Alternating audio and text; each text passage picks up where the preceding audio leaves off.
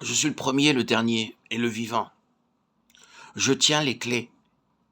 Apocalypse 1, 18. Regardons cette révélation du vainqueur. Regardons ce qui nous est révélé du Seigneur ressuscité et conquérant. Et affermissons à nouveau notre base de victoire personnelle.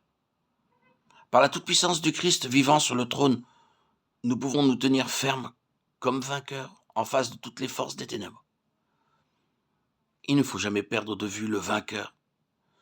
Ne permettez jamais à l'ennemi de vous faire perdre conscience de la personne du vainqueur. Lisez Éphésiens 1, 18, 19.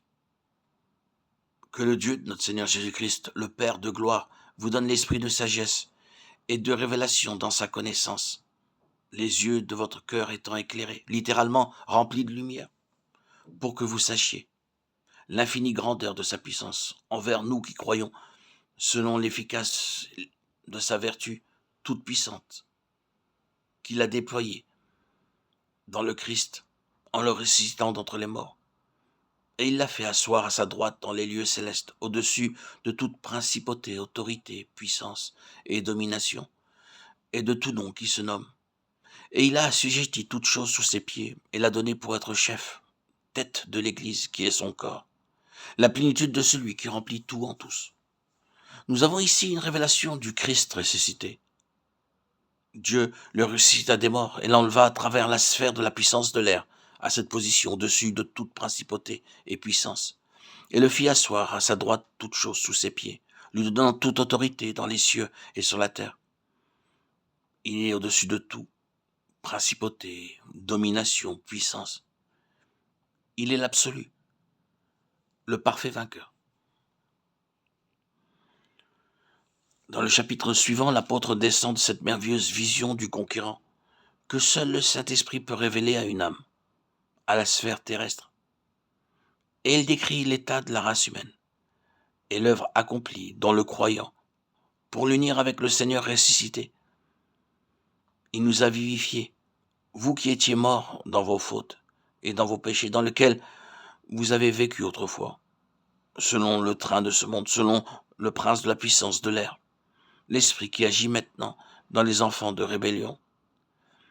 Il est par conséquent très clairement démontré que toute âme qui est morte dans ses fautes et ses péchés marche selon le prince de l'air, et que ce prince possède toute âme irrégénérée, étant l'esprit qui agit maintenant dans les enfants de rébellion. Si nous acceptons la parole de Dieu comme nous révélant le point de vue divin en toute chose, nous sommes obligés de reconnaître que chaque âme irrégénérée est sous la domination, l'empire et la puissance du prince des ténèbres. Ce point de vue divin n'est nullement modifié par l'éducation ou la position sociale de ces âmes. Si vous ne regardez pas les hommes irrégénérés comme perdus, vous ne pourrez pas être des instruments utiles pour leur salut. Vous ne vous en inquiéterez pas beaucoup et vous ferez même l'œuvre du prince de l'air en christianisant l'extérieur de ces âmes, ce qui les empêchera de voir la réalité de leur état.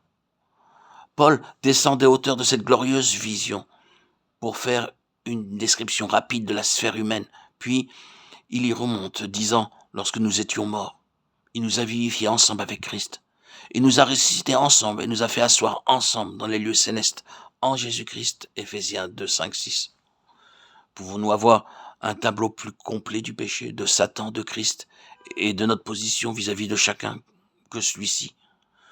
Tout d'abord, le Saint-Esprit a vivifié le Christ mort, l'élevant et l'amenant à la droite de Dieu, le faisant asseoir à sa droite, au-dessus de toute chose.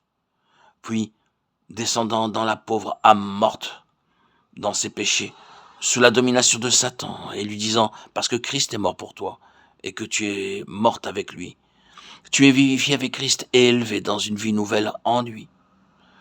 Vous êtes morts dans vos fautes et dans vos péchés. Que pouvez-vous faire? Des morts ne peuvent pas se sauver eux-mêmes. Et mieux que cela, vous êtes terriblement vivants. Il y a un esprit qui agit en vous. C'est l'esprit du prince de l'autorité de l'air. Vous êtes non seulement mort à Dieu, mais hélas, vous êtes actif, et cette activité provient d'un esprit satanique qui combat contre Dieu. Le mal ne serait pas si grand si vous étiez seulement mort, mais vous vivez selon le train de ce monde, qui est sous la domination des esprits malins, c'est-à-dire du prince de l'air. Vous ne pouvez pas vous sauver vous-même. C'est alors que le Saint-Esprit vient à vous et vous révèle que Christ est mort pour vous, qu'il a pris votre place sur la croix, afin que par sa mort, il détruisit l'empire de la mort sur vous. Hébreux 2,14. Croire au sacrifice expiatoire du Fils de Dieu, à sa mort pour nous, c'est naître en nouveauté de vie. Savoir la vie éternelle, par la puissance du Saint-Esprit en nous. Nous sommes vivifiés à mesure que nous acceptons sa mort pour nous et notre mort en lui. Comme Christ a été ressuscité des morts en nouveauté de vie, nous de même, joints à lui en esprit, nous pouvons être assis dans les lieux célestes, dans cette position de victoire sur le péché et sur Satan,